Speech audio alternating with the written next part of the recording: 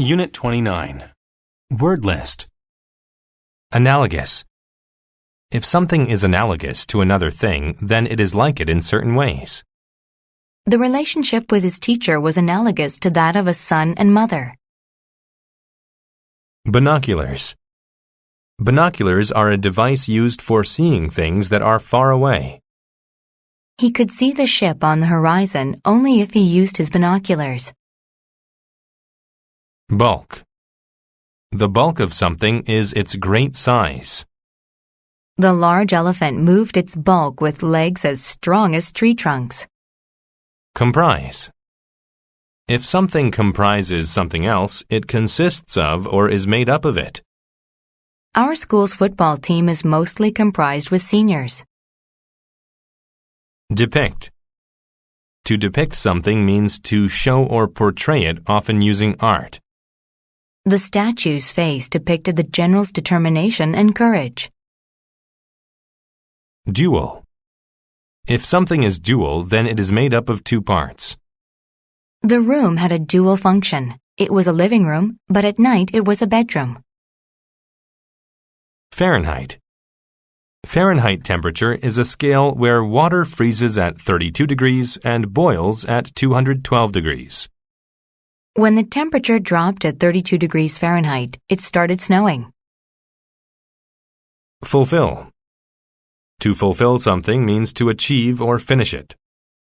The professor did not fulfill his promise not to miss a single class. Grove. A grove is a small group of trees. All the trees in this grove are apple trees. Ore. Ore is the raw form of rock or material from which a valuable metal is taken. The factory melted the ore and used it to make iron products. Outback. The outback is the wild inland region of Australia where very few people live. Many Australian farmers use the outback to raise cattle. Outweigh. To outweigh something means to exceed it in value, amount, or importance. Finding a warm place to sleep outweighed the need to find something to eat. Paradox. A paradox is a true statement or real event that seems illogical. The paradox of her work was that the less she worked, the more she got done. Pier. A pier is a structure that extends into a body of water. If you want to catch bigger fish, then go to the far end of the pier. Shortcut. A shortcut is a route that is shorter than the main route. We got to the house first because we took a shortcut through the forest. Tariff. A tariff is a tax or fee paid on certain imports or exports. Our tariff on imported wool makes foreign wool more expensive. Thermometer. A thermometer is a device that measures temperature. The thermometer outside the window indicated that it was a hot day today. Tilt. To tilt something means to tip it into a sloping position. She tilted her glass and almost spilled some of the wine inside.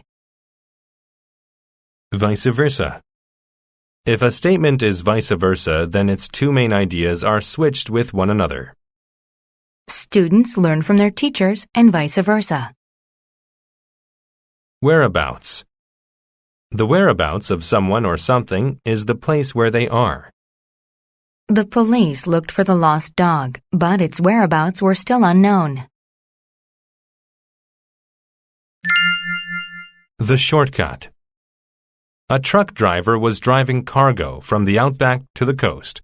His load was comprised of many types of ore. He needed a huge truck to carry its bulk to a ship waiting at a pier on the country's eastern coast. At the border between two counties, he'd have to pay a tariff on the cargo. However, he could keep his money if he avoided the station at the border.